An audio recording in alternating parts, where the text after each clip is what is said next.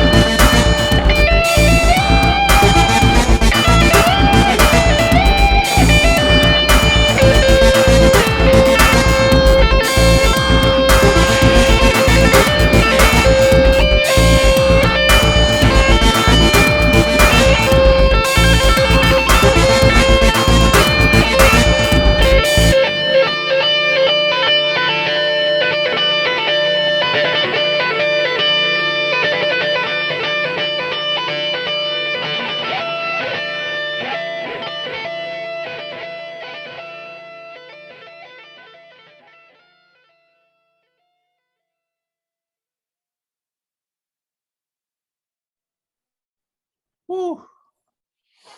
Thank you all so much.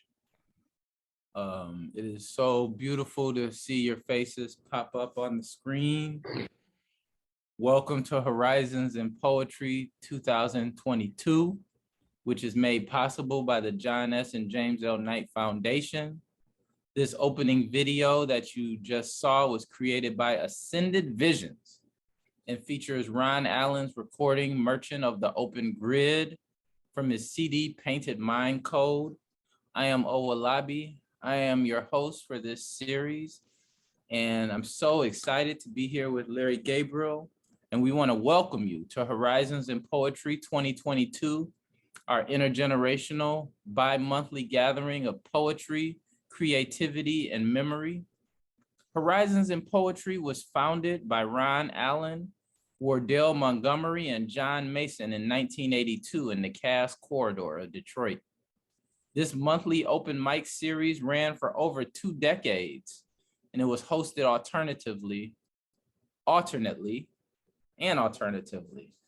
by Ron Allen, Sharon Smith Knight, and Trinidad Sanchez. Thank you, Owolabi. The Ron Allen Project is a multimedia exhibit reflecting the work and art of poet, playwright, sobriety mentor, and Dharma priest, Ron Bodhidharma Allen. During the years he resided in Detroit's Cass Corridor. This exhibit will go up in the fall of 2023 at Detroit's Hannan Center and Kayrod Gallery. The grant team who wrote the final submission for the Night Arts Challenge are Carla Harriman, John Jacquese, Jim Perkison, Richard Reeves, and Ruby Woods. Owolabi, would you like to take the next step here? Yes, I'd be honored. We want to welcome you to our evening of poetry and creativity. I'm going to read some poems and then hand the mic back to Larry, and then we'll introduce our featured poet of the night. And after that, there will be space for people to sign up to share whatever you've been working on, or maybe pull something from the archive and share something that you've done previously. Let me just find my poems.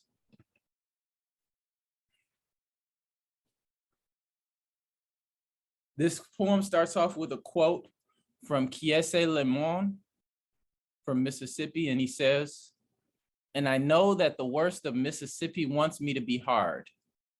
I don't want to be a selfish person, but I also want to be someone who is unafraid of naming and searching for that thing which feels good. And I think that thing is often weird. I think weirdness often is what keeps us soft. How does Detroit keep my heart open? My altar, holding my mother's face and her mother's smile, and dozens more names of blood like our poet Etheridge Knight described from his cells. When you surprise a woman in the morning, how caring you are, she whispers. She smiles and receives you.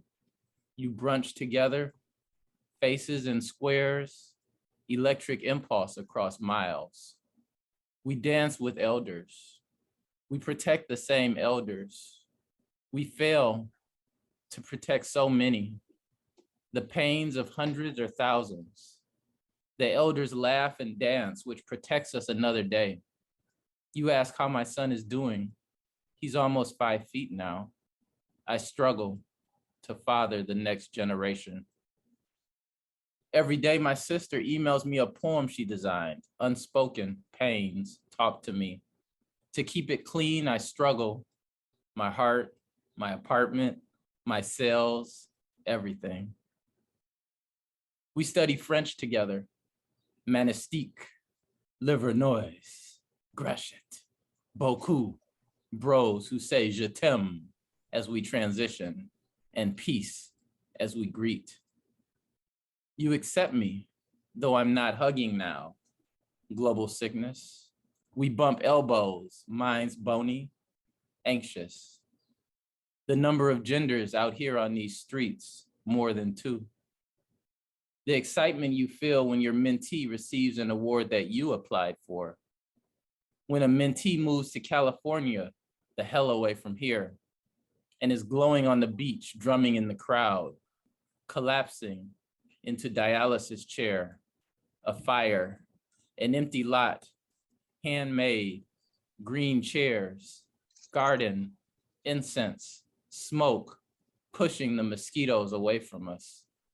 Solar powered light that may or may not. Fela on the speaker, dancing to George Clinton. Boy, you weren't even born then. Pizza boxes in the fire, discussion on compost, smelling the local funk. What you know about this? Nah, this poem is shit. It's just the incense and alkaline water, the relief we survived another day. I know their dark eyes. They know mine. I know their style. They know mine. I am all of them. They are all of me. They are farmers. I am a thief. I am me. They are thee. These closing lines come from Etheridge Knight, The Idea of Ancestry. This poem, How Does Detroit Keep My Heart Open, is an introduction to a series of poems I wrote for African women of Detroit. So far, I've written 8 of them, and today I'll read, for the rest of my reading, I'll share some of them. They somewhat connect to each other, so I think I'm gonna just go from one to the next with only a little interlude. Charity Hicks. In this poem, there's a story of a trip that we took as part of organizing a delegation of Detroit activists from Detroit to Dakar, Senegal. Charity Hicks. I approached the altar, covered by darkness and need, in search of a powerful ancestor. What alights on my nappy head, joy and memory. A cosmic shout arose from the Black city by the lake. Across time and space you shone, revealing yourself to touch our struggles. We flew together, birds returning home across the Atlantic. As the sun rose, you leave our Detroit group, Parler Français, no longer colonizers, tongues how you weaved heart and steps into the streets. You dance and march into darkness, blood embraced by a continent's sisters. We watched you with pride, beads clicking as you stomped, raising storms of dust through Dakar's streets, and your smile, our African sun. And you'd come back home after the 6th day to create food policy with Cookie and Ray Ray. You imagined togetherness on every street corner, bracelets jingling like coins as you typed, creating organizations when our community failed to come together, working by candlelight in the upper room, sweating, proposals, possibilities, petitions, reports, and networks. Who knew? We failed to understand your secret identity as African wife, or perhaps understood it too well and heaped work upon your too tall head. You brought water to our village. Our city failed to recognize your light until you had revolved back to the other side of the planet.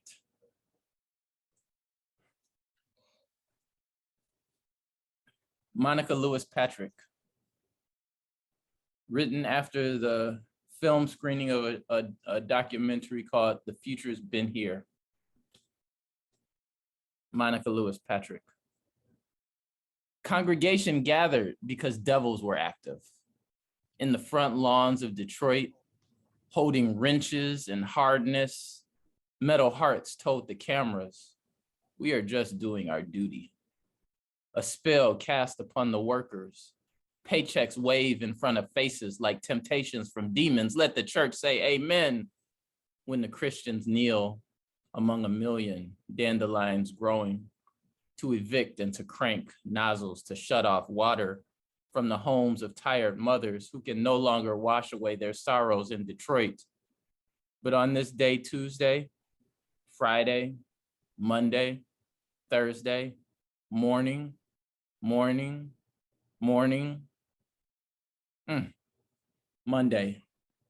Friday, Wednesday evening service, silence from the pastors and the self-proclaimed preachers, prophets who own block buildings, the divinity of our Blackness, Mama Monica, you expel air and rhythms, touching our spirits, evoking us to wave our hands, call and response, and supplication. The sweat still flows with dignity, Detroit's holy water. Enough is enough, you preach to thousands. I baptize you into this holy war. Earth, wind, and fire, singing, playing, grooving, vibrating. Do you remember? Over screaming soldiers, stop, stop, stop. The horror of the screams that fall upon non-listening uniform. Move aside, ma'am.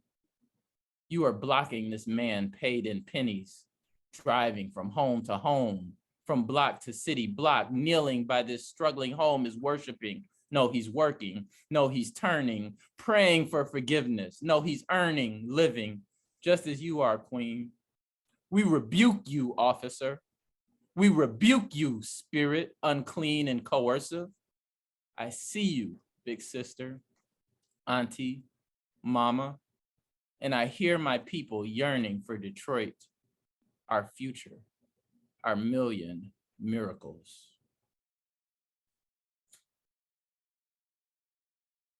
Halima Cassels.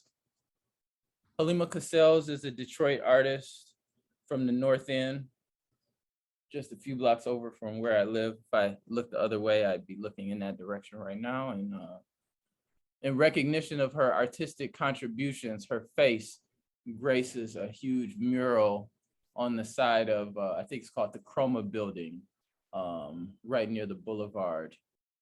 Halima Cassels. Detroit was a terminal stop north on the Underground Railroad, codenamed Midnight for the time when we sneak deep into the dreamlands. Sometimes those travels are ghastly, heart, triggered, shattered, bruised, brain, wound, forced open, tearing, pus, draining, flesh, ripping, world, banging, pain, but sometimes we're touched by dreams, visions and wildest dreams. And you, my friend, I'm quite sure of it, are the dream of an aching, blistered, blessed woman's blood dripping onto Waiwayatanong wetland for the first time. Now, midnight, collapsing from exhaustion. And just maybe, after hundreds of miles and years, maybe I am safe, I dream. You in your own garden, roller skating on the river, sculpting free markets, abundance for the village, dancing with your daughters, getting paid to be creative and free, growing, creative, getting paid, free. Grandmothers figure you as mere possibility. They called it the terminus, but in our semicircular city, the endpoint is merely a dot in the midst of a brand new map. Yes, my friend, a whole new system of cartography here. Good night. Rest well, sister. 2. Our ancestors' faces dotted cities and bars. Wanted poster, fugitive, reward for nigger. Girl, today your face is monumental, nodding cool what up to visitors to your North End neighborhood with bars, taverns, and clubs stenciled below, looking up to respect artistic matriarch of the city. And my final poem of the night, of the moment, is called Piper Carter, another cultural organizer of our day. Piper Carter, radical for our times, you taught these rappers not to harass on beat, in bars, with clubs, with rhythm and flow.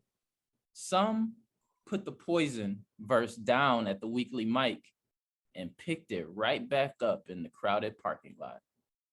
Bridge. Some women found safety under your wings, rose up the stairs, and flew on home. Thank you very much for listening and going on a poetic journey with me. I'm excited to pass the microphone to Larry. Thank you, Owolabi. That was more than impressive and magnificent. And I love the subjects who you chose to speak about. I was very actually excited in your first poem where you mentioned Etheridge Knight, whose name you don't get to hear enough of. And actually, back in the 1970s, I had the opportunity to meet and spend some time with Etheridge at the National Poetry Festival, which was in Michigan that year on the west side of the state, with him and now the name of the other poet that I wanted to speak of won't come to mind. Anyways, it was just very good to be with Etheridge, even though that weekend, literally, he got arrested. But anyways, thank you. I knew Ron Allen and Wardell Montgomery and John Mason. I lived in the Cass Corridor starting in the late 1970s. And so I began, seeing horizons in poetry almost from the very beginning. And actually, these aren't from the very beginning, but I have some flyers from Horizons in Poetry over the years. This is one that had Stella Cruz, Jeffrey Jacques, and Eldridge Parrish, another Eldridge, as featured readers. Here's another one. This one just was a merry-go-round of poetry with no individual person. There's one there. I was the featured reader on this one. And then here's one we're announcing the change to 4605 Cass, which was a new place, and it featured Andito and Wardell Montgomery. Interesting thing that I look at with these flyers is that the price of admission started from $1, moved to $1.50 on the next one, moved to $2 on the next one. And then the final one, it was the huge cost of $3 to get in to see Horizons in Poetry. I'm a musician also. And so a lot of my poetry revolves around music or songs or musical experiences. And this first poem I'm going to read is called Miss Ethel. We were just singing the name game out in the yard where we played by the pear and peach trees with our little mongrel dogs running around barking. Kids love that song where you make a rhyme out of anybody's name, Shirley, Shirley, Bo Burley. Well, we were out there singing and Miss Ethel came out next door. She lived in this little mother-in-law apartment at the back of the big house. So Miss Ethel shuffled out there with them stockings rolled down below the knees and that saggy old dress she always wore. We started singing, Ethel, Ethel, Bo Bethel. I guess she didn't like the song because she gave us a mean look and went back inside. Later on, she told Mama we were singing Ethel, Ethel, bow-legged Ethel at her. I guess she couldn't hear too good. Mama understood when we explained what really happened, but she still wasn't too happy. You see, Miss Ethel was Miss Mandy's mama. Miss Mandy and Mr. George lived up front, and we shared a party line phone with them. That meant they could potentially listen in on all our phone calls. As far as Mama was concerned, they could know all our personal business. She didn't want them getting mad at us. So we couldn't be out there singing about Miss Ethel. When we went back outside, we had to shut up and sit on the steps when Miss Ethel came out. Sitting there with our lips pressed shut, we just wish she would keep her mean, bow-legged, saggy stocking, bad-hearing self up in the house. Banana fan of faux Ethel. And the rest of what I'm going to read here is from a series of poems I've been writing.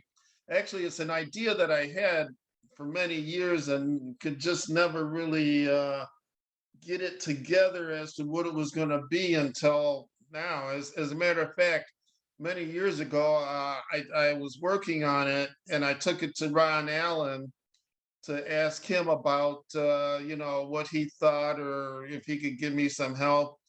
Anyways, he was not particularly impressed with what I was doing. However, I'm feeling better about what it is. And so what I'm doing now is it's called Wisdom of the Blues. And when the blues was first being developed, it was known as the devil's music, as opposed to church music that, some people performed. And while it was called the devil's music, there was a lot of folkish wisdom that was put into the blues. And so I take lines or titles from these songs and then I take it somewhere else that I feel like taking it. And this first one is from a song called Stealin' that was performed by the Memphis Jug Band. And the line is, "You don't believe I'm sinking, look what a hole I'm in. Open your eyes and see what's happening." That's called evidence-based argument, examining the proof so as to speak, getting to know the size of the hole. It could be your grave. That's what happens with crazy love. Good love don't dig holes, but the evidence shows we got the other kind going here. So I say, go ahead, have your fun. Crazy love be over soon enough. And everyone will have a different story to tell about what happened. Crazy evidence abound. Holes dug everywhere you look, full of empty liquor bottles, a couple of lost fetuses, and side lovers with tire tracks across their backs. Okay, this next one is a lyric from a song by Willie Brown. Willie Brown was one of the guys who helped teach Robert Johnson, who was known as the king of the Delta Blues, how to play guitar. And this line is, "Can't tell my future and I can't tell my past." Without memory or aspiration, Lao Tzu rode off into the mountains of terminal obscurity on a spindly old horse, practicing the big sky, taking measured breath in through wide and inviting nostrils, living in the now of respiration, disappearing into an unfinished thought of blues or a blues hook played interminably on a wire stretched from wall to floor, a plaintive whining sound lost somewhere in time. This is a Blind Boy Fuller lyric, and it is, "Used to be your regular, now I got to be your dog." As they say, every dog has its day. Who they are is another issue. They are always saying things. Sometimes they're right, and often they're wrong. but that doesn't stop them from talking, talking, talking. As for the doggishness, each dog may have its day, but they all own the night, yowling under the full moon.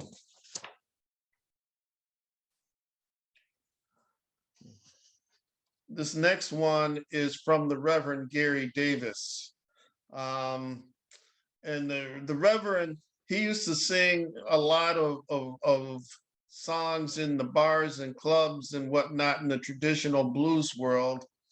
And then when he became a Reverend, he only would sing hymns after that. And this is the name of one of the songs that Reverend Gary Davis used to sing. And it is Death Don't Have No Mercy. Now we're really talking about the blues. Lost, devastation, desolation, mourning, walking across a drought-scarred landscape without even an inkling of moisture. Of course, death is merciless. Birthing is merciless. It's in between them that we find joy. And when the end does come, a little music can soothe the survivors. That's why the Reverend played his guitar and sang.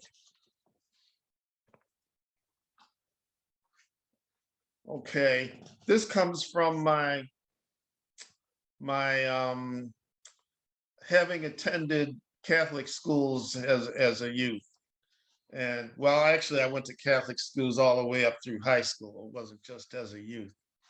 But in the earlier years, we were taught by nuns, people who were called sisters. So this is about something that happened between me and one of the sisters. Sister Edward Ann heard me yell it out on the school playground. I know a girl named Judy. She got a big fat booty.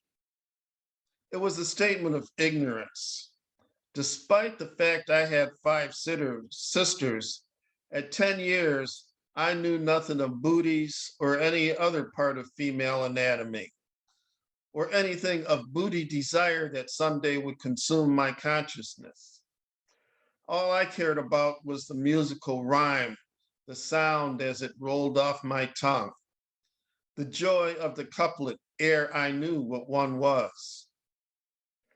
Nevertheless, sister thought me an indecent, filthy, foul-mouthed boy from that moment on.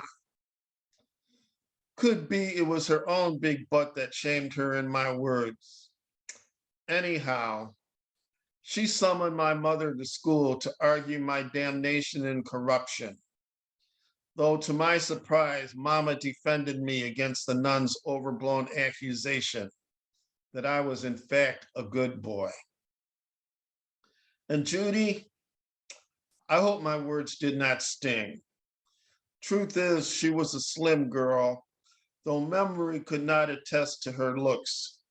In the classroom, she was called Judith, and I should not have abridged her name for the quick thrill. But there was no slick schoolyard rhyme to come from that. I mean, I know a girl named Judith. Her daddy is a blacksmith. A girl I'd like to be with. Her depth of thought has no pith. There's no immediacy there. A dead-end street for wit. So I too had no pith. One last note to Sister Edward Ann. I did at times become a dirty boy through no omission of your state efforts. And Judith, wherever you are, I'm sorry. So that was my last poem. And so we will be moving on to our featured reader, Jacquese Armstrong.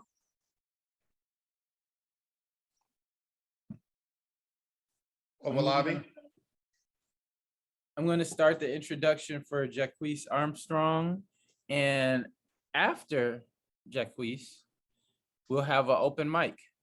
And if anyone wants to sign up and share for the open mic, approximately up to 5 minutes, put your name in the chat and put the word open next to your name.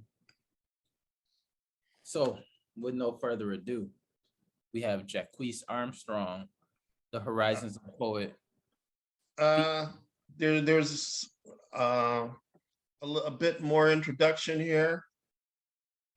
Yes, I'm about to say yes. Oh, Jacquese Armstrong is the author of Birthing Yourself Naturally, Motivational Reflections on a Mental Health Journey, 2022, and Blues Legacy, Wayne State University Press, 2019, the recipient of the 2019 Naomi Long Madgett Poetry Award, and a 2015 Ambassador Award from the state of New Jersey Governor's Council on Mental Health Stigma for promoting wellness and recovery and reducing stigma through the arts.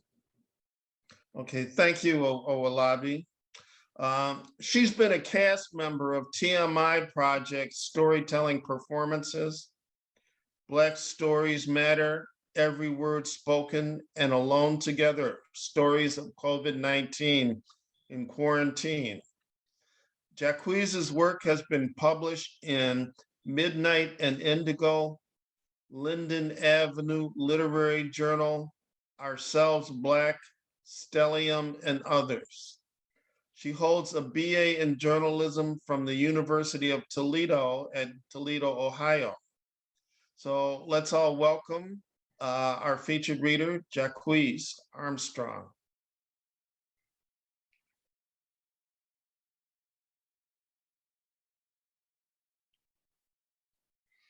So thank you, Olabi and Larry, for that introduction. And thank you to Horizons in Poetry for inviting me. I'd like to start with a piece that invites you to explore the possibilities of poetry. It's called She Separates the Wind, with a nod to Gil Scott-Heron. If we could all pen one honest poem, disease would end.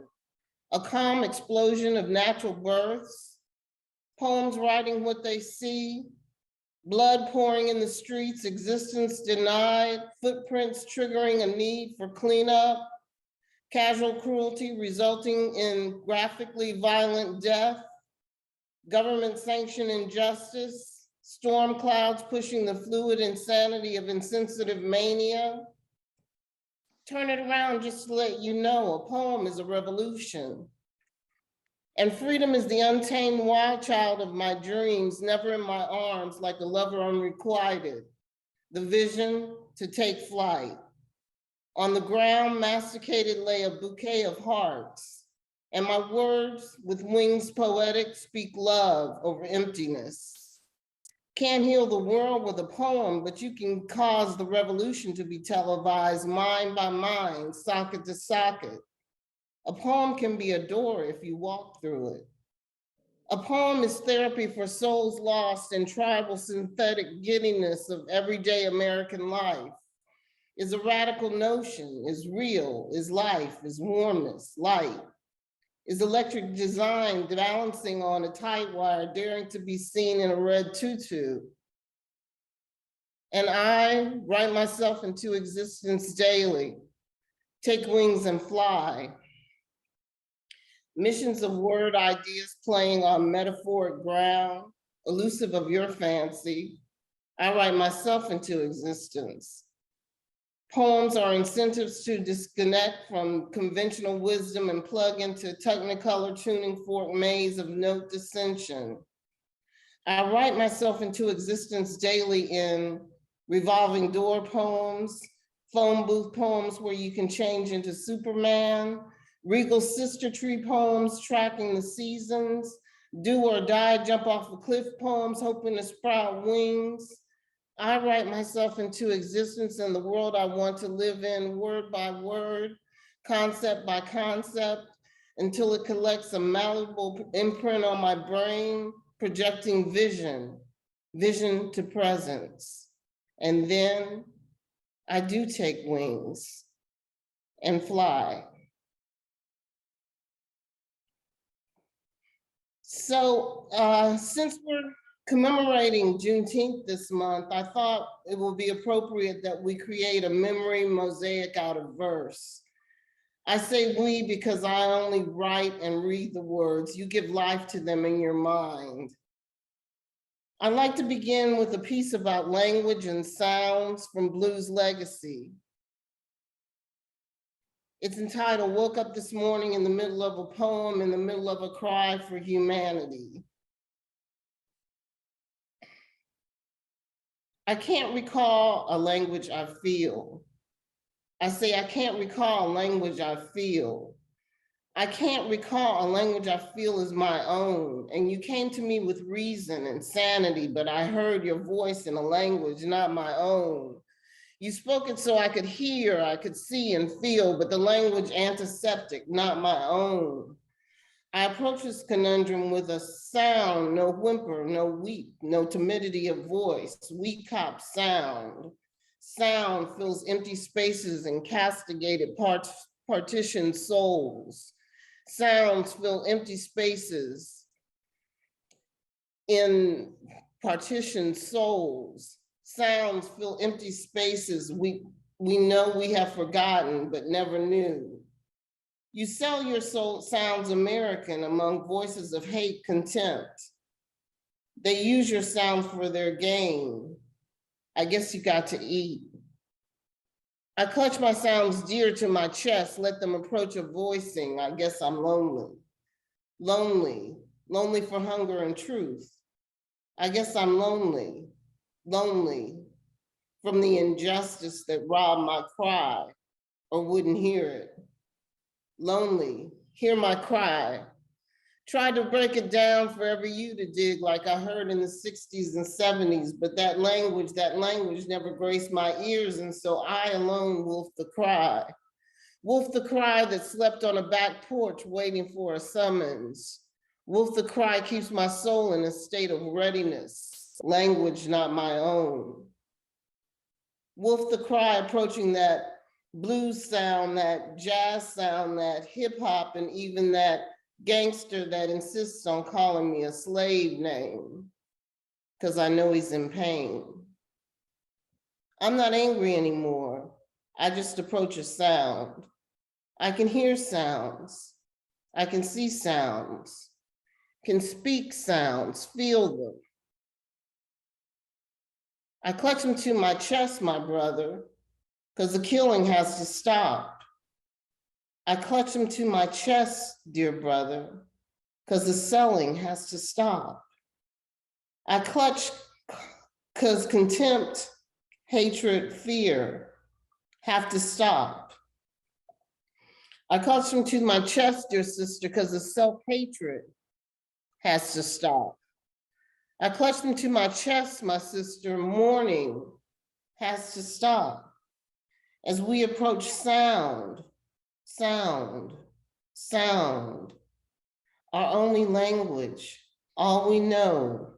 I clutch it to my chest, trying to approach a sound every you could dig, like she said in a 70s poem. Approaching sound, the remnants of our collective languages. We are the melting pot of Africa. Approaching that lost legacy sound, a sound to imitate a language we lost, we never knew we had. Sun is shining, weather is sweet. Make me wanna move my dancing feet to the rescue. Here I am. I am the rainbow I will see after the cloudburst, after the hail, the storms, after the cry. And here I go gathering sounds to approach a language I never heard, unable to forget. Sound approaching language, universal sound approaching love, a cry for humanity. Love, and only love, can translate. And I want to give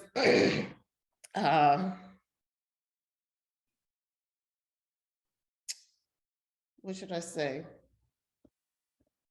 The part that I sang, everybody knows, I guess, is Sun is Shining by Bob Marley. If you're a Bob Marley fan like me, you didn't have to have me tell you that.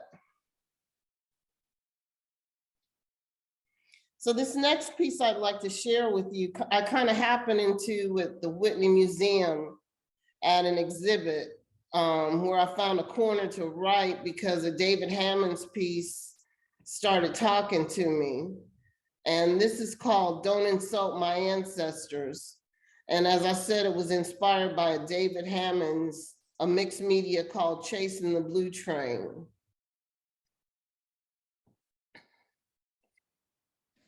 Had to endure soul-destroying castrations of mine from alabaster devils tried to rob me of my pride just to get to the music. Had me bare in black skin covered in dripping red, sore to the touch, in sun-draining sweat repeatedly until endless bales were gathered daily just to get to the music. Red-bottom babies taking my precious cocoa and sustenance, calling me mammy, had to grow them just like my own, just to get to the music. Used me like livestock, even rented out my body to produce more of me, to be beasts of burden used in the fields like mules. So we hung to conjure up power just to get to the music. Put those dirt, sweat, filth-filled clothes in scalding water pot with lye that burned the innocence off my hands. Made those clothes wrinkle-free with hot steel as they sat watching, fanning themselves just to get to the music. Had to move tons of coal, dust, invading my once healthy lungs. Even move them into the fire day after day, shovel after shovel, in sweltering heat, stealing my last breaths away just to get to the music. I was farming rented land, and what I raised from the blood of my brow, they ate the apples, juice running down their faces, threw the cords at me, charging me for my rights just to get to the music. So don't inject that my music is just American. Don't tell me my music be a bastard child of uncivilized beatings of the heart, only tribal and inherited creativity. The more I survived the twists and turns of my mind, created time it took to heal, pus-filled wounds that refused to scab because Bible-spouting devils picked at them daily. Music fills any canvas, but don't brushstroke mine just American. It found me on a ship that cast my brother's wilted bodies into the sea, made me envy, let me breathe.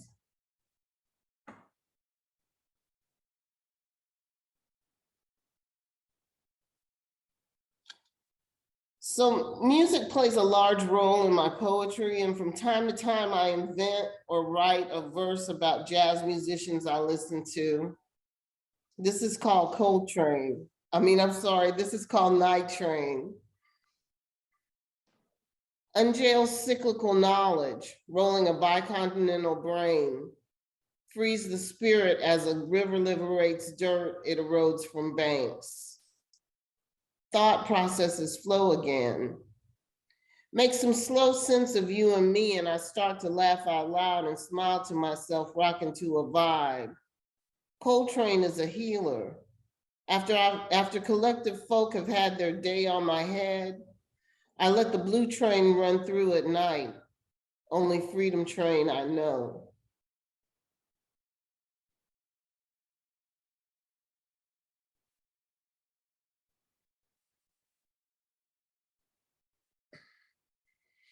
So going back to the memory mosaic, the thing that holds the most memory to me is nature. And I do call on nature from time to time for inspiration. And this poem is called Memory Responding to the Times.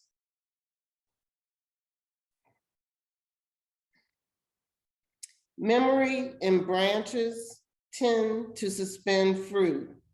Branches be branches, bear what roots have nourished or life has hung upon them. Memory and wind, a call and response of the master.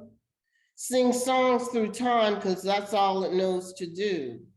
It rhythms the depth of the soul, the inclination to caress, torrents of destruction. The wind sings songs. Memory and water sustains, comes from emotionless sky. You walk through it, talk through it, lids upward, water and mist, water and drops, water and drowns of hurricane, typhoon, dancing to the windsong sky. Sky that just be with or without the aching or fullness or shading or depth of cloud producing rain, because roots don't wither, carry memory. Roots dress love and remember hate and separation and pain and chains and freedom or lack or joy plenty. Roots carry memory, hold memory dear, because roots know memory real is no written victor's account. Roots hold to the song of wind witnessing time, uplifting my soul, that incandescent light that sighs my strength to victory. But it's winter, and the wind is doing this crazy change up time thing in its song, and I can't quite get the rhythm, but I think I remember the score. The only riff left, drums beating in the distance of a contrary, totally lucid mind. Fists ready at sides, saying stand. Memory also demands.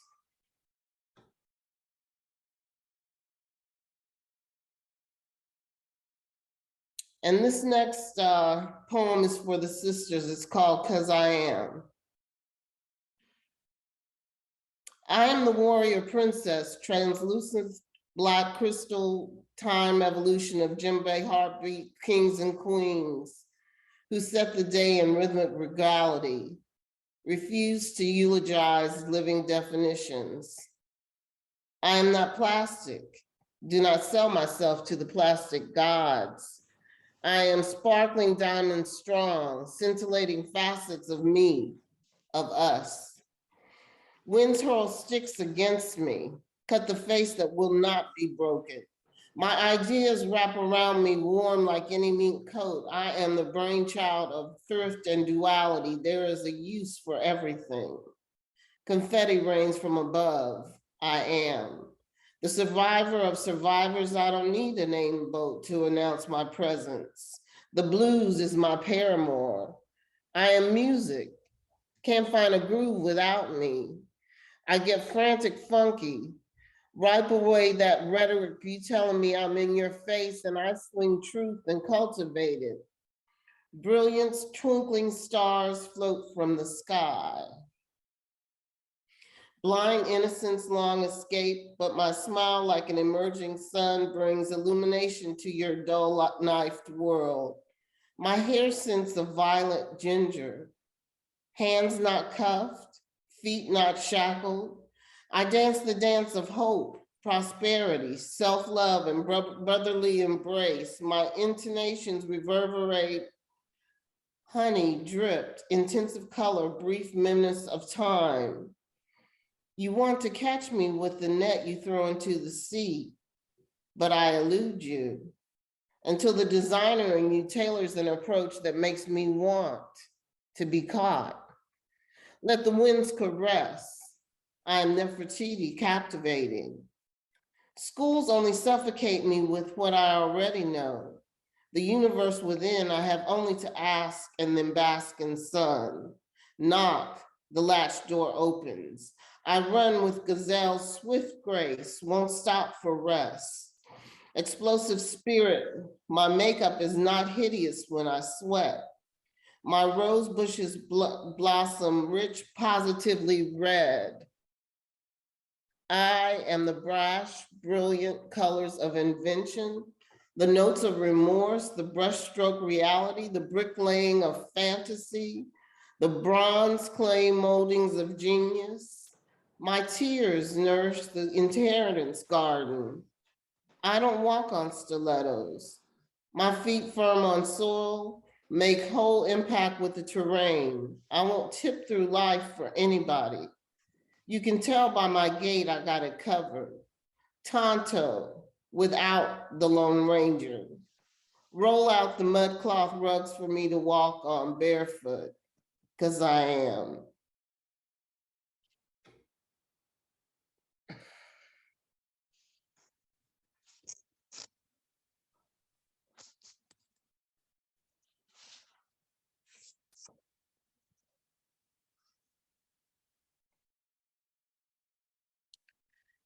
And so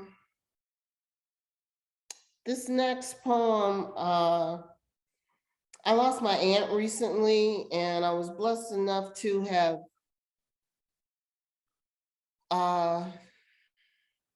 framed the bulk of this poem and given it to her before she made her transition. And I read it at her homegoing, and I kind of added a little to it, and I'd like to close out with that poem today. It's called Regimen for Bessie. Drums hewed from sister trees shout a joyous refrain, incandescent hope, rays of hope. Speak love over yourself daily, my auntie.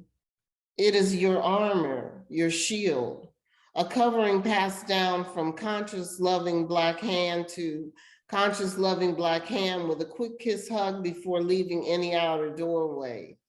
This is our way. We are the origin of the wind. They know not where we come or go. We are the night cobalt, diamond stars, navigating liberty flight. So shine your armor, your shield, carry centuries' love as clothing. Speak that love over yourself daily as God makes the sun to rise a blossom orange, overwhelming maze. There is promise in us as we have been kissed by the wind at birth.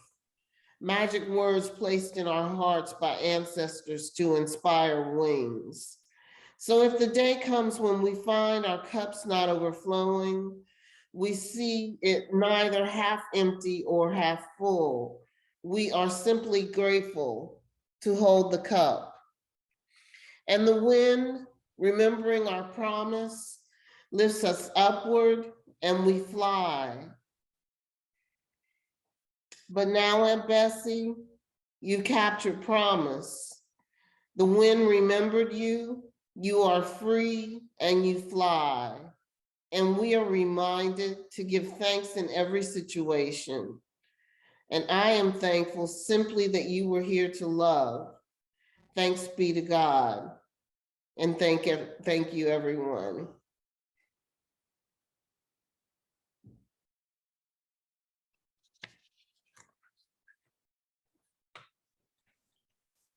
Thank you so much, Jacquese, for your such a variety and imaginative and evocative poetry.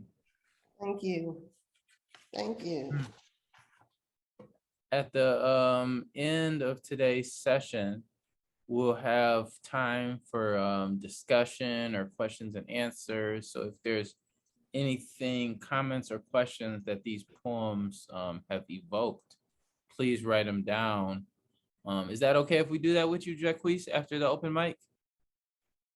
So yes, please write them down and we'll come back to that in a second. Michael Madigan says in the chat, so graceful and musical. And so now we'll get, oh, I see, is your hand raised, Mama Neb, for the open mic?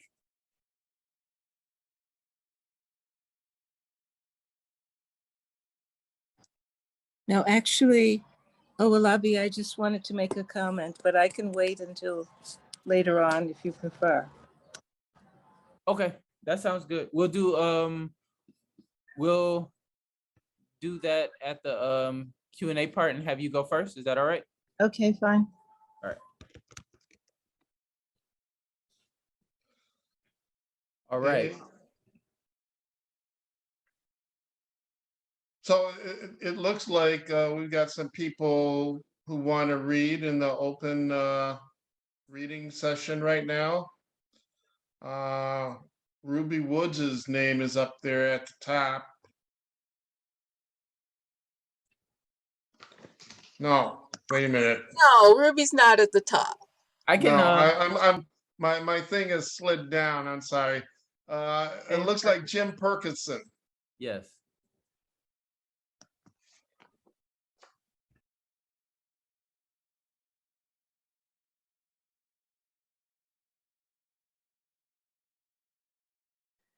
Give me just a second, Jim. I'm having a hard time on it. I did this a little backwards. Give me just a second. I'm sorry. I gotta ask you to unmute first and then spotlight. Yeah. Okay, now am I unmuted? Yes, you're good now. Okay. All right. So I'll do two shorter ones. Since we've already been talking a little bit about the blues, a piece called Open Door, Infinite Blue, written a few years ago for friends of mine who for more than 20 years in inner city Atlanta have run a shelter and community for homeless folk called Open Door. So Open Door, Infinite Blue. The door opens, infinity in the wall, like a flickering lid of a wake, fall into the blue, thick summons. Indigo mood of rising moan, moon kin to the homeless eye, spirit hover at the brink of collapse, pride lowered like a secret happiness, perfume of an April breath of pear blossom. The street is cold, hard stone, growing garbage and heart in disguise of old clothes and smells of urine. The sweat runs down the neck back when the crime is predetermined. This is the color of Jesus at night.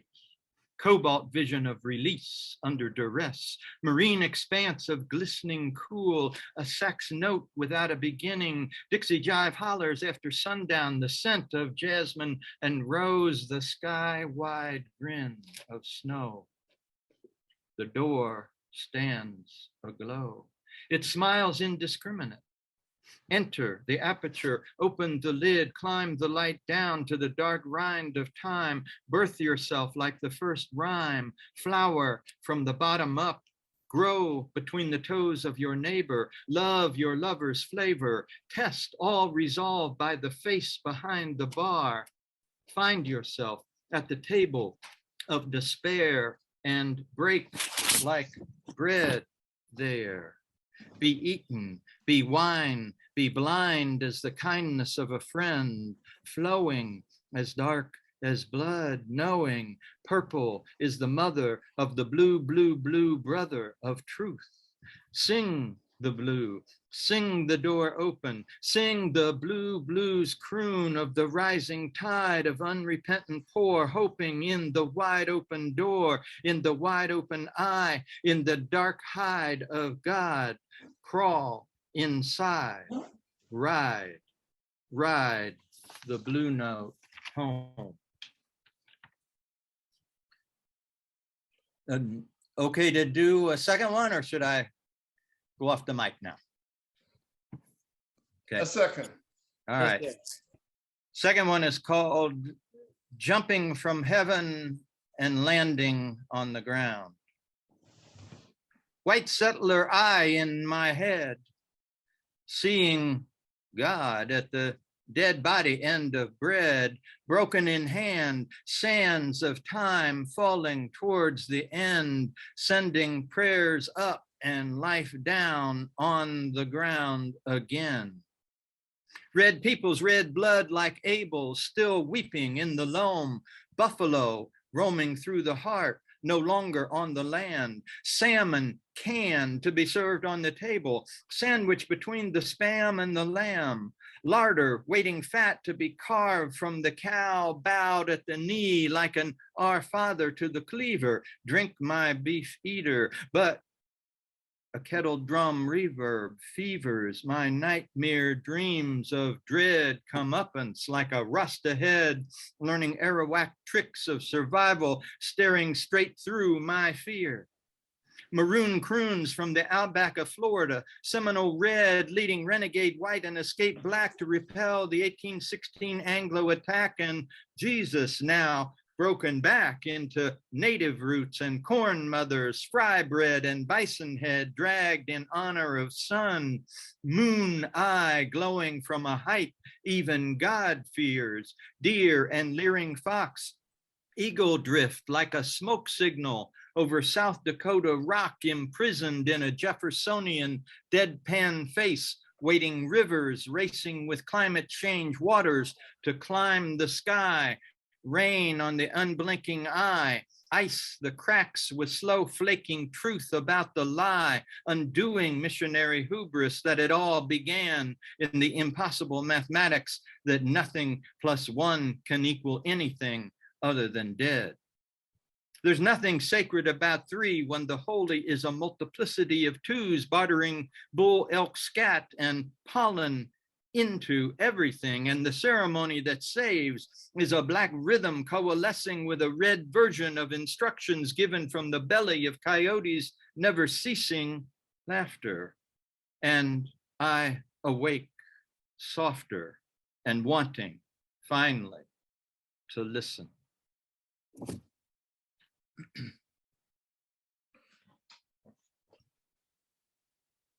Thank you so much, Jim. Very, very, very strong and powerful.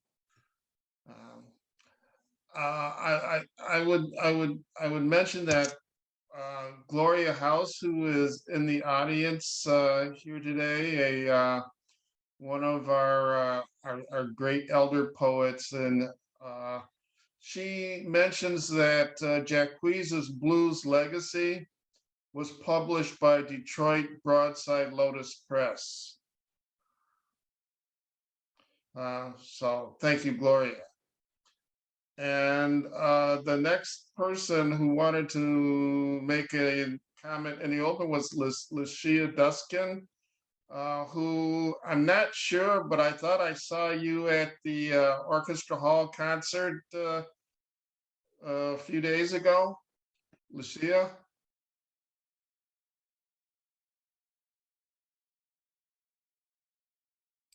I am so sorry. Let me unmute myself and show my face. Yeah, I wanted to speak at the very end, just some brief comments. Can you all see me? Yes. Okay, I'm looking over that way because the monitor on my actual laptop is broken, so I have to look at the TV.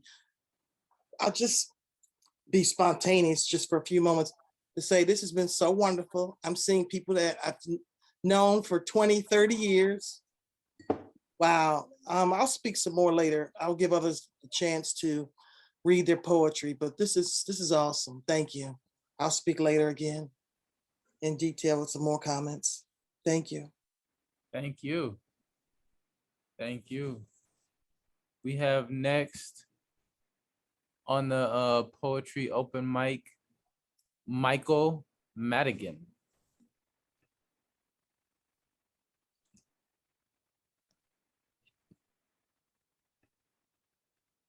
I'm now unmuted. All right. I had actually prepared another piece for tonight, but it's 168 lines of iambic pentameter, and it would take about 13 minutes to read. So I'm going to do something else. This piece was composed for an art exhibition at the Kayrod Gallery in last fall, and the exhibition was called Poetic Cloth, and the visual works were made by weavers and other artists who use fabric as their medium. And this poem called Arachne is meant to honor weavers and also to evoke the original weaver, or I should say the original weavers, the spiders and the poets. This is called Arachne. It's in 6 parts. 1.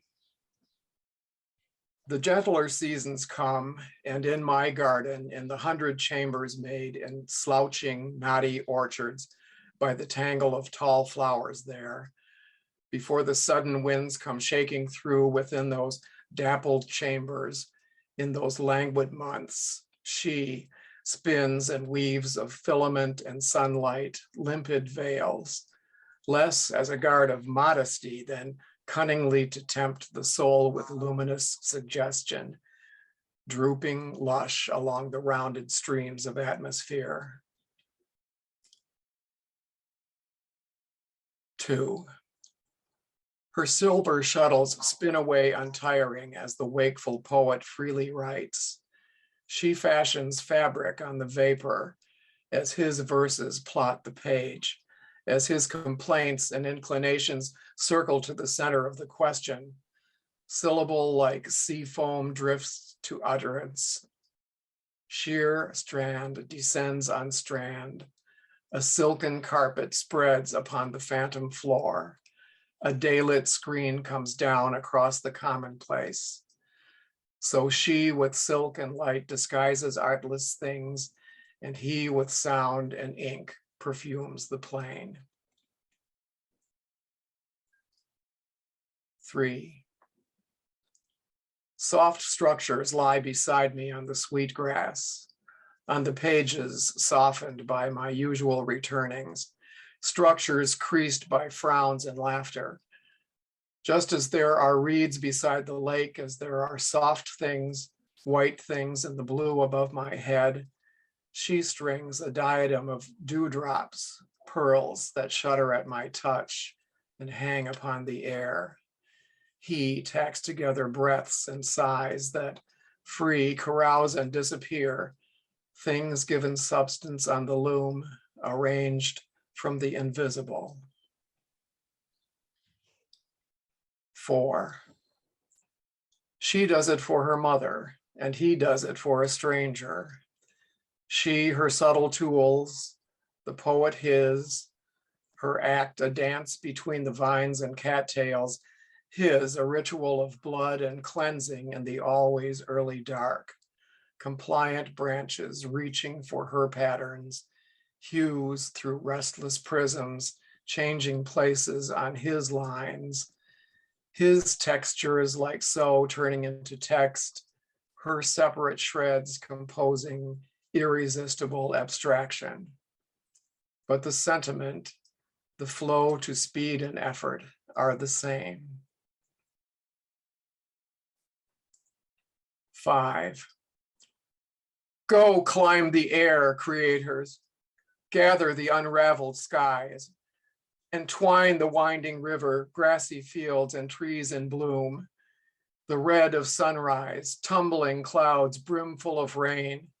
Unfold your hands, unseal your mouth. Pour rivers from your hands, your mouth. Bright streams unyielding innocence. Cold waves into defiant ears.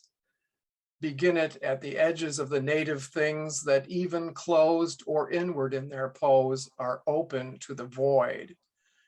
Entangle all the stars in garments for the night. 6. Each woven thing is in its element a web. Each one of all the snares that by her arts, his arts, draw in and shroud the fugitive, that know the names of seasons, wheat fields, seashells, oceans, wind, and me, in which the naked tremble or cease trembling. Empty places, shade by shade, grow full with struggles and the spirits of winged creatures, some embraced and some unbound.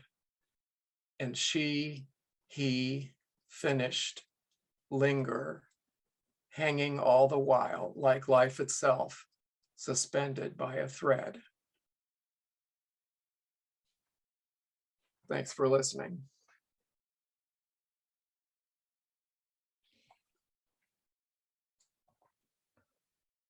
Okay, our next reader is John P.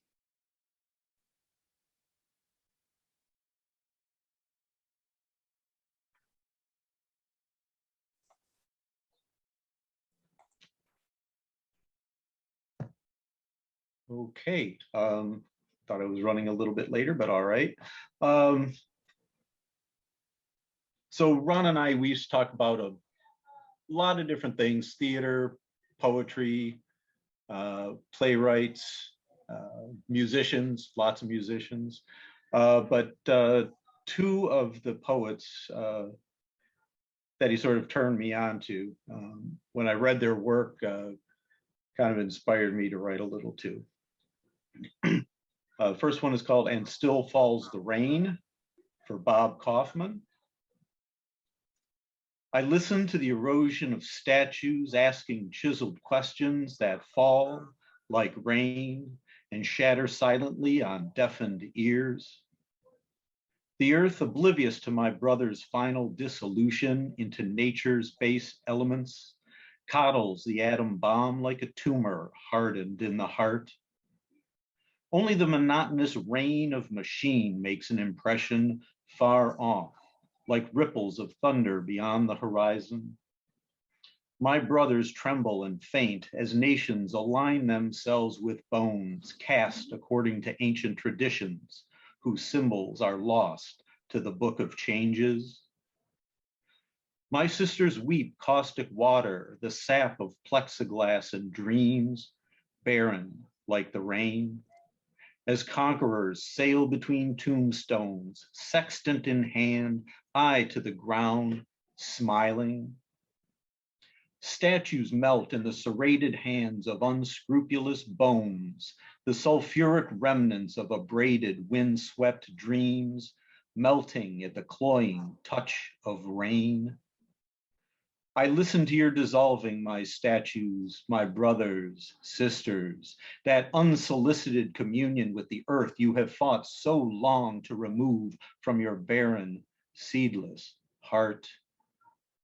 You are the runoff of your atom bomb straying beyond imagination.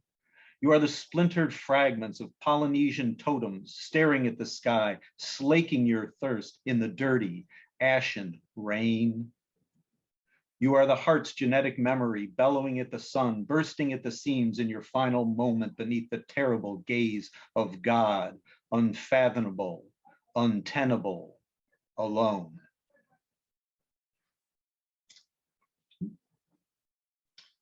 And one of the other poets that Ron turned me on to, who really made me laugh a lot, but was serious as a heart attack, was Jim Gustafson. And I immediately scoured Detroit Public Library and found only two of his books, but they're absolutely wonderful. So Big Jim, like Mars, sets in the east.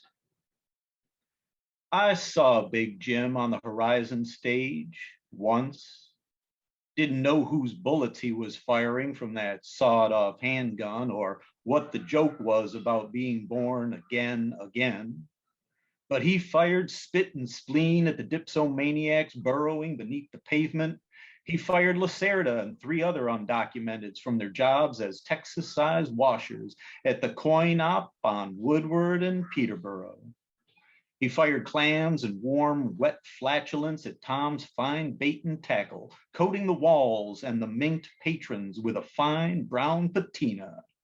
He fired saltpeter vinaigrette prematurely in the dank theaters of 6 Mile Road, a typical reaction of fat drunks in the corridor to Walt Disney's nature films. He fired off the mimeograph memo racket and fired up the kiln with tomorrow's headlines and the remnants of his adventurous failures. He spoke cracker like a native, street smarts like asphalt, small talk like a beer-soaked dish rag. Yeah, Big Jim sat upon the horizon, just above the smokestacks and the smog, one of those mythological monkeys refusing to copulate properly, getting the best of the very bad air.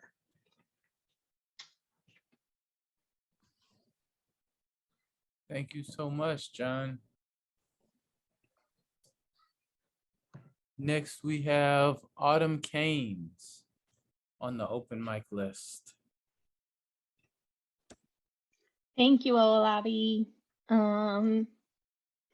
I wanted to jump in really quickly and just say that I shared my first poem with this group last time and during the April session, and it's probably been 20 years since I'd shared any kind of poetry.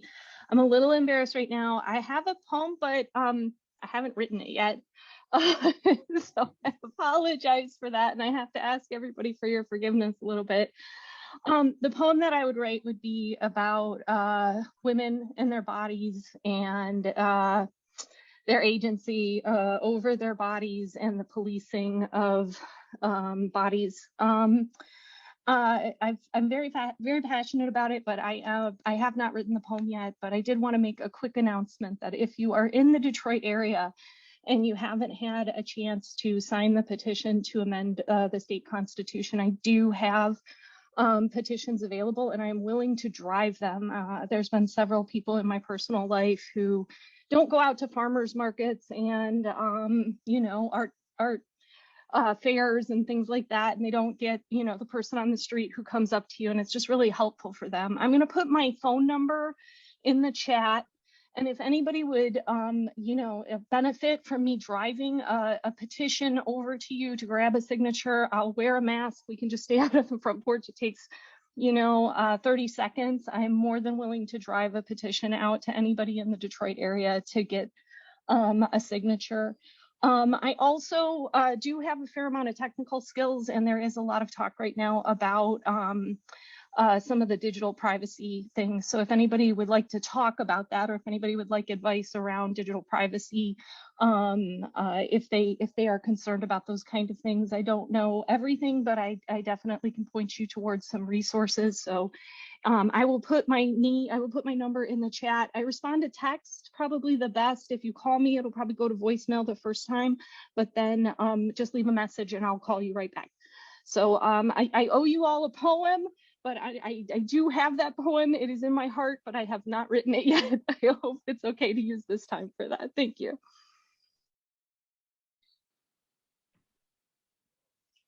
Thank you very much. Please put your information in the chat.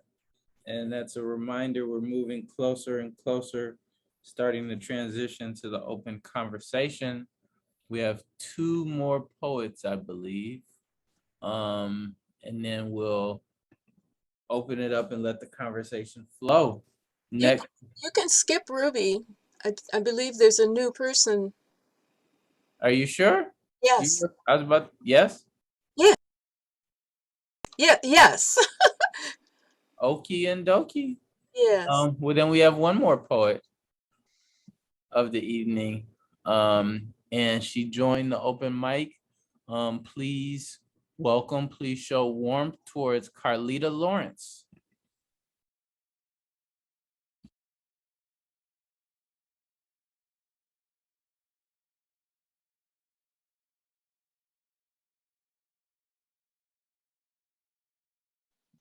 I apologize. I'm having a little bit of a hard time finding Carlita in my list. Just give me 1 second to find you, Carlita, and you will get a...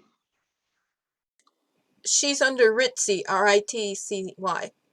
Okay, that will make a big difference. I gotta find the right name on the list here. I see you, Ritzy. Give me just 1 second. You should get an invitation to unmute. A button should pop up for you. Thank you. Can you hear me? Yes. Yes. Yes. Wonderful. I have 100% enjoyed this forum, and I wanted to share a couple of my poems, but I wanted to first say what my inspirations were for any of the poetry that I've written. And one is because I absolutely love words And whenever I write a poem, I have a thesaurus that I've had from the 9th grade that I always use. So that's number one. My second inspiration is, I want to say that I am here to support Jacquese. I am her cousin, and she is the biggest reasons why I actually write poetry.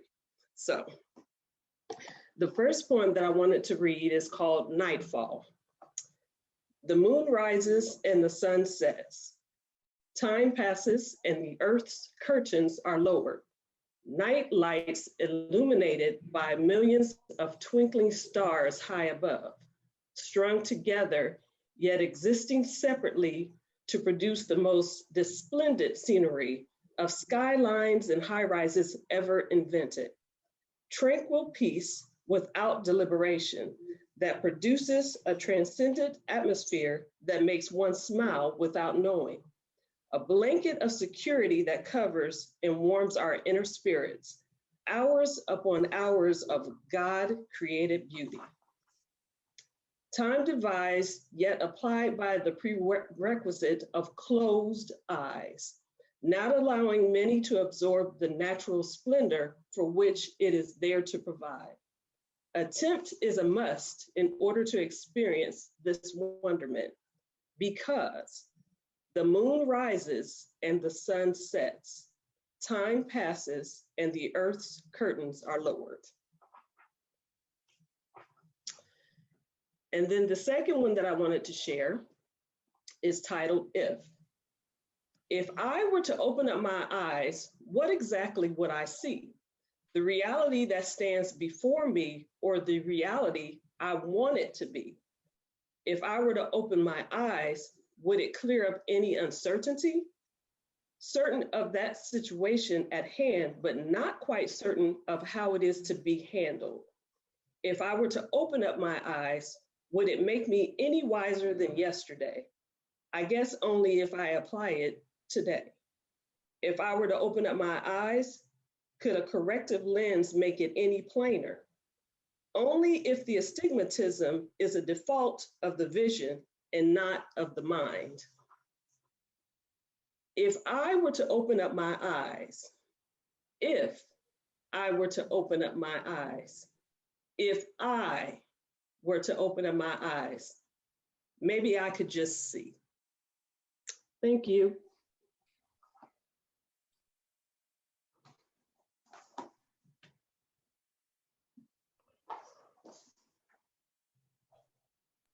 Thank you so much.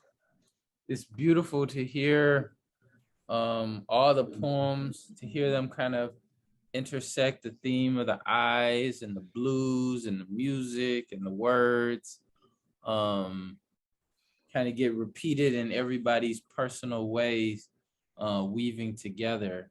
So for the remainder, we'll have Mama Neb kick us off, but for the remainder, we'll go towards questions and or comments or discussion.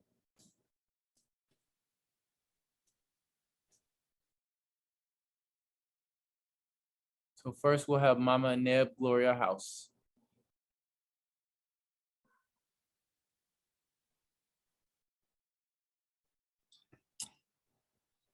Thank you, Owolabi. Took a minute to get unmuted. So I just wanted to share that I am editor of Broadside Lotus Press, attempting to carry on the legacy left to us by our beloved Dudley Randall, who is the founder and editor and publisher of Broadside, and Dr. Naomi Maggett, who was the editor publisher of Lotus Press. And as editor of Broadside Lotus Press, I have the honor to edit the series called the Naomi Long Maggett Award Series. And I just wanted to greet Jacquese and tell her how proud we are of her. She won the 2018-19 Naomi Long Maggett Poetry Award over some 25 or so other poets from around the country. We love her, we love her poetry, we're very proud of her work.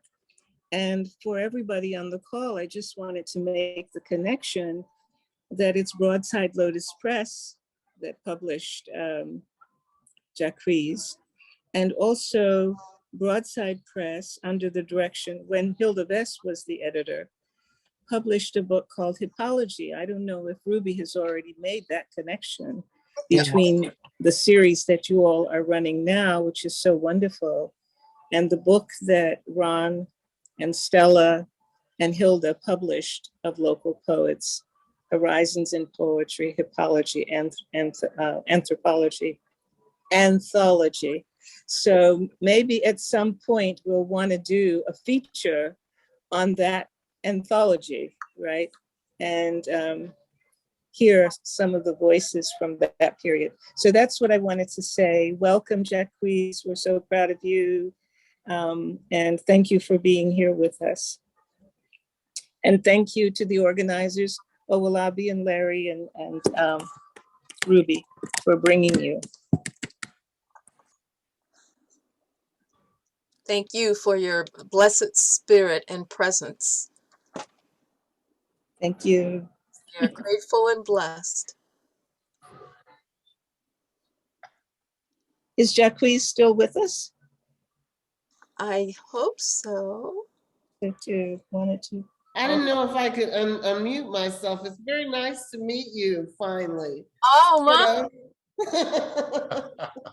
It's our first time seeing each other face to face. Yes.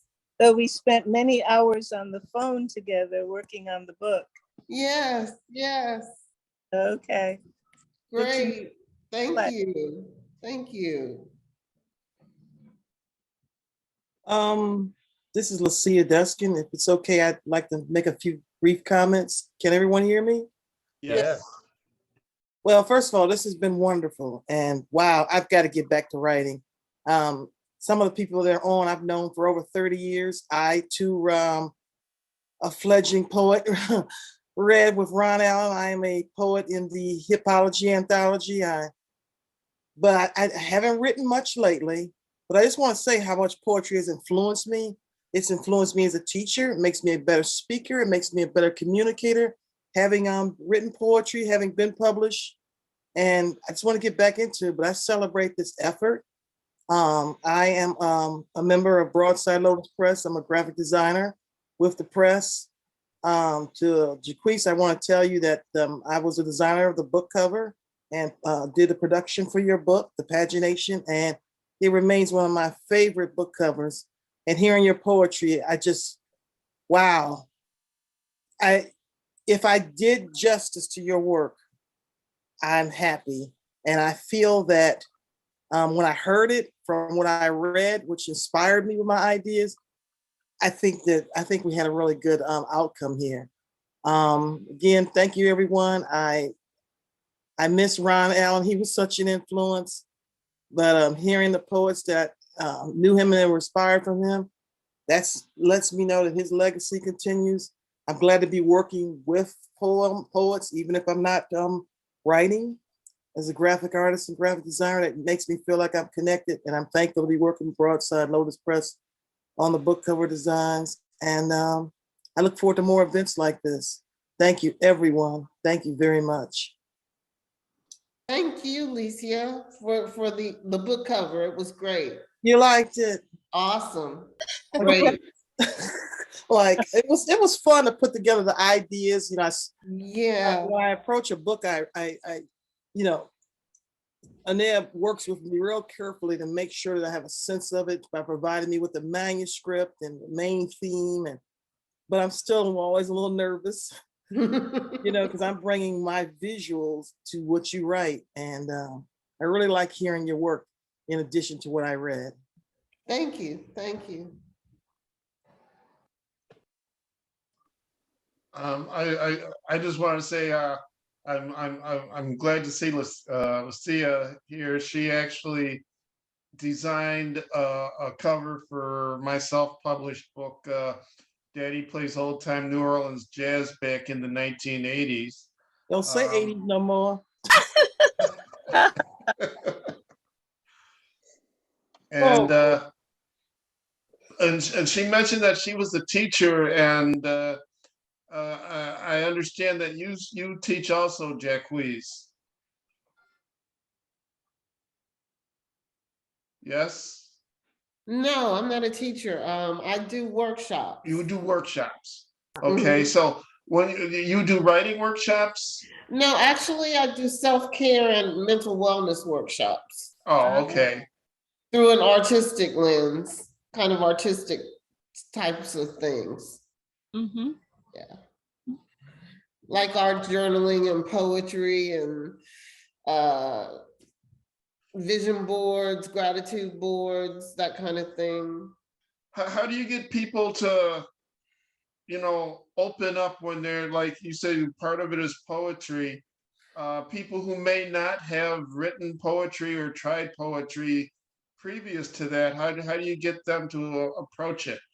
Well, I have this theory. I tell them, I say, poetry is whatever you want it to be. It's your self-expression. If you want one word, that's your poem. If you want 50 words, that's your poem. You want to put it in a column, you want to put it like this, and then people relax and they just think, oh, okay, I can write poetry. So, it works that way.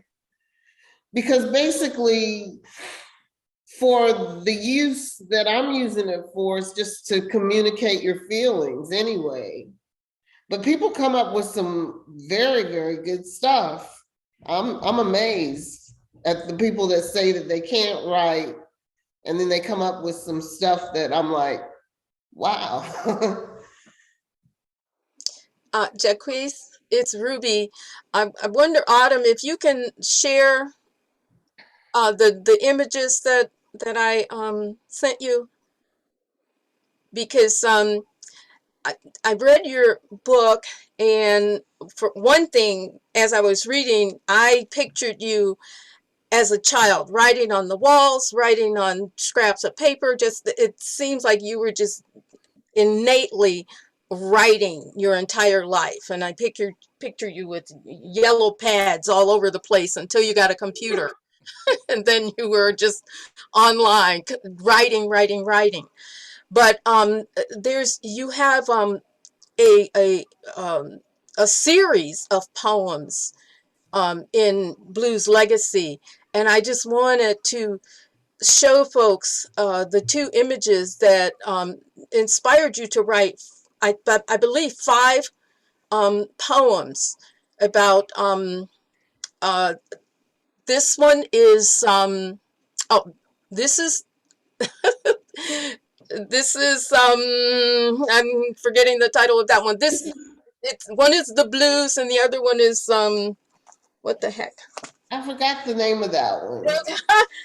Hey. Oh, I know what it is. It's Carolina Blues. Carolina something. Carolina Shout. Carolina Shout. Yes. And the other one is the blues. Yes. Are you prepared to share either of those with us?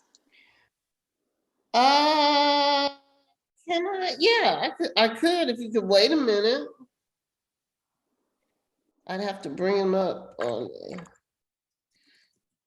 Let's see. Of course.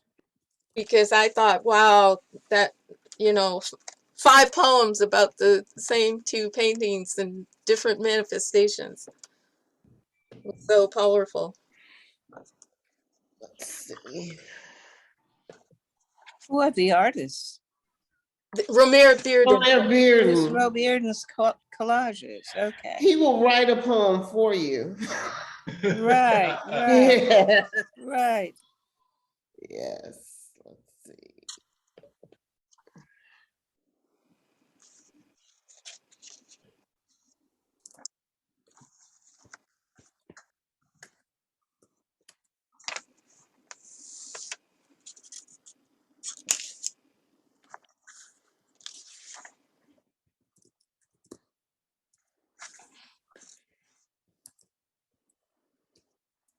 Sorry, is there something else you can ask while I'm doing it? Yeah. You have traveled around the country with your educational journey and your healing journey. And now you're in Mississippi. Yes, now I'm in Mississippi. Is that where your family, is that where your roots are?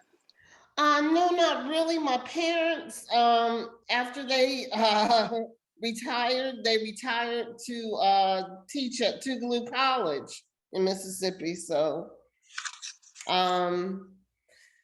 they just retired this year from Tougaloo College. Yes, I guess you all know it's a small HBCU in Mississippi.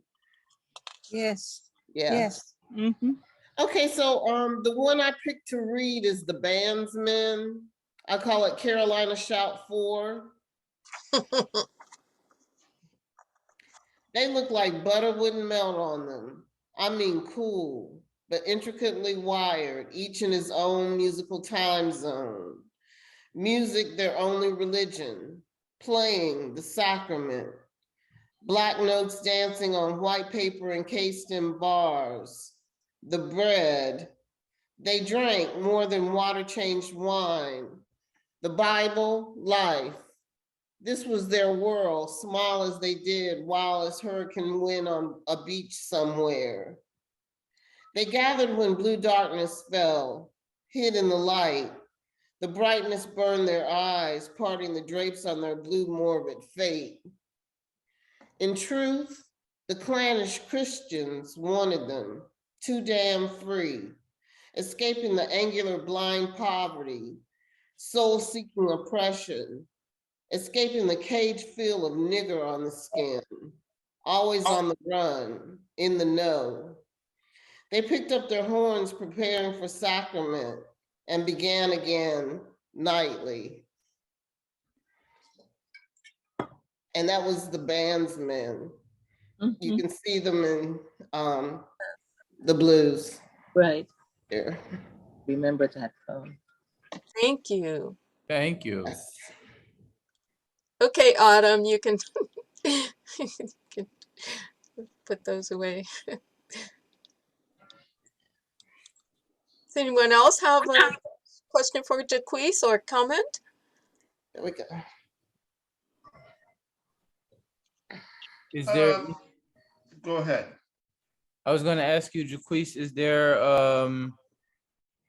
anything that's on your mind now, or anything that you're writing over or reflecting on in terms of poetry today or poetry now? I was blessed enough to be part of the Black Fire This Time Anthology Summer Fellowship.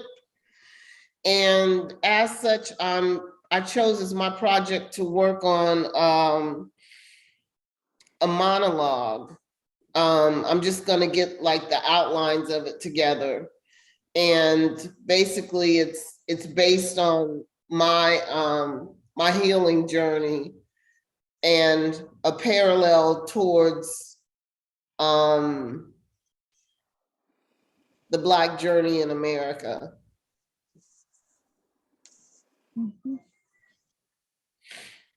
Jacquese, I have a question regarding just for the writing of poetry. Do you keep a journal? Do you like keep running ideas like on sticky notes and then start to put those things together? Do you have like subcategories of ideas, like something that's ongoing and then you have something where you put new inspiration? I'm not that organized.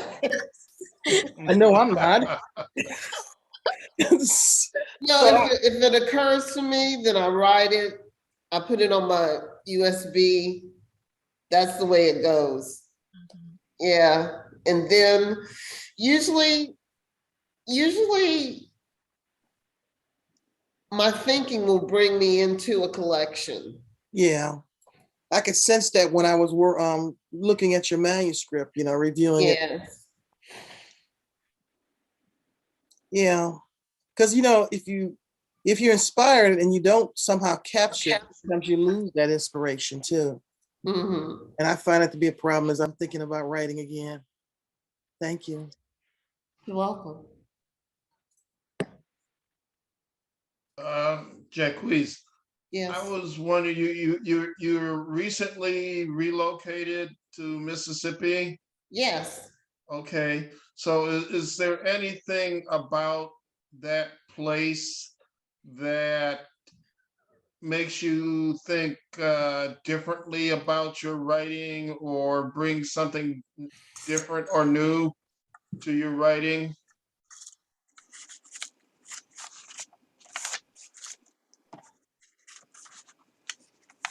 Not really. I just wrote a poem the other day though about the darkness in Mississippi. How it's just like really, really dark. Mm.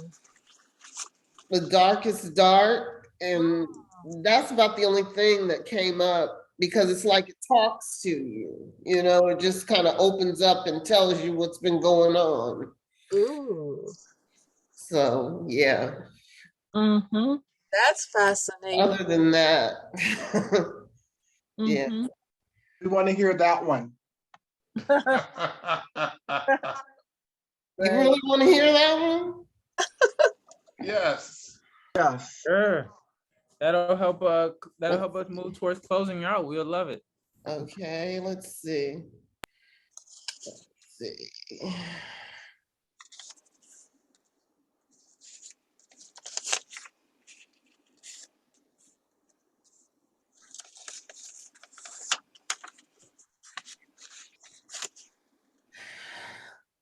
Can you still hear me? Yes. Yes. Okay. So this was part of my assignment for the fellowship, and it was in response to a writing by Denise Nichols.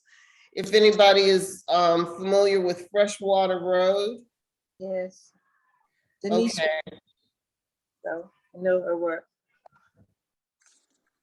So it's called Mississippi Novice, June 2022. I've always liked her without illumination, Jackson, Mississippi. It is the darkest dark. The see no hand before your face kind of darkness that foments heats from scenes cast before day. It is another. Mm. Oh, we've lost her. Teacups with AK-47s and politely knotted nooses. The stars refuse to shine. History opens nightmares in pitch blackness no other states lay claim to. And on full moon nights, the acrid air bears witness to pain. I avoid the dark alone. Does technology really exist? While nervously searching for the flicker of light that says, this is home.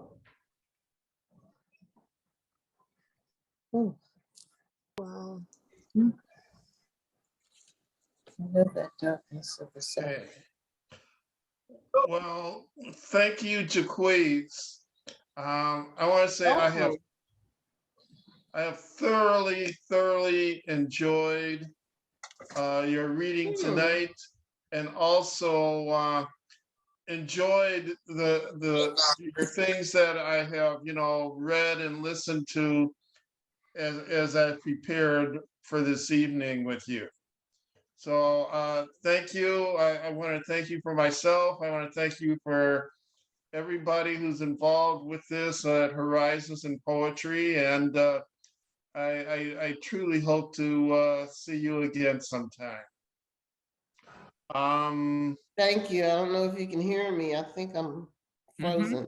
I can still hear you. Can you hear me? Okay. We hear you. Yes. Yes. And just in case this just popped up, you mentioned Bob Marley earlier in the program. I just wanted to say that right here over my shoulder, this photo, you really can't tell, but that's Bob Marley. Yeah, I'm a Bob Marley lover. Uh-huh. Like Bob Marley, yeah. Okay.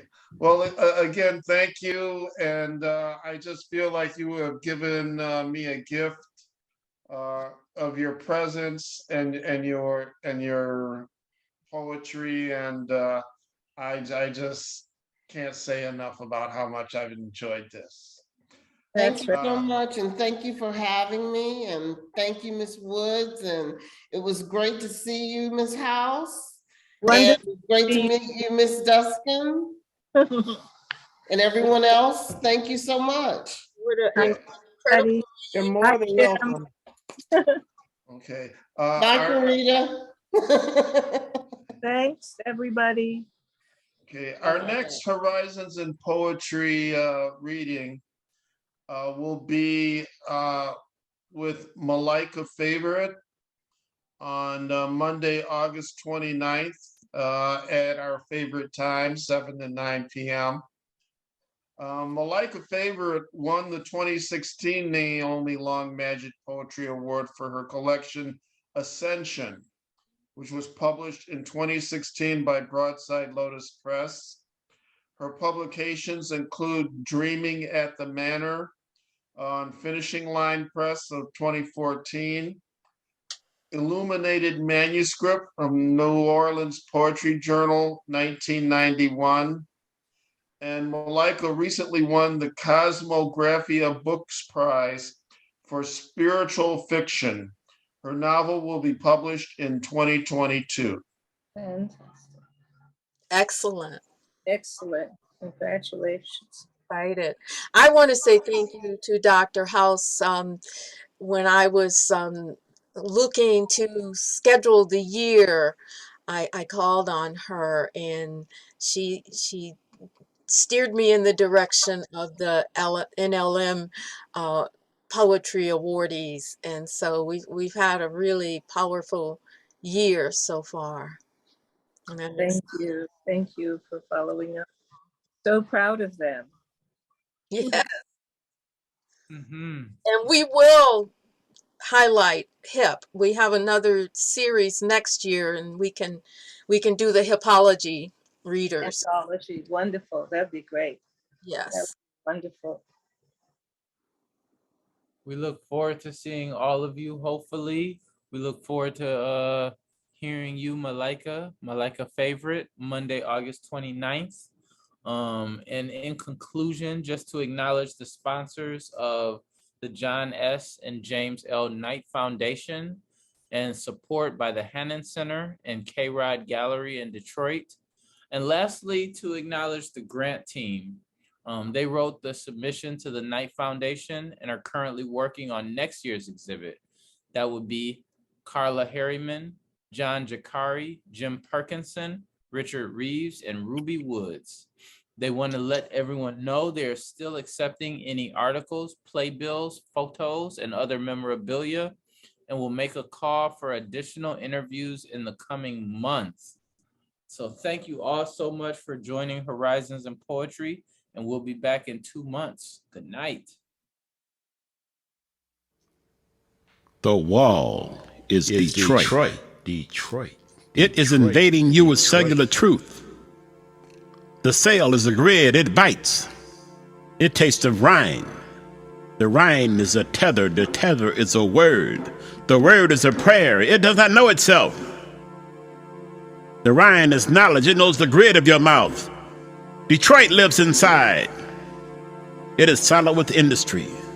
Smog is the image of the cell, it is billboard cool. We walk the High Point Casino real solid as your teeth.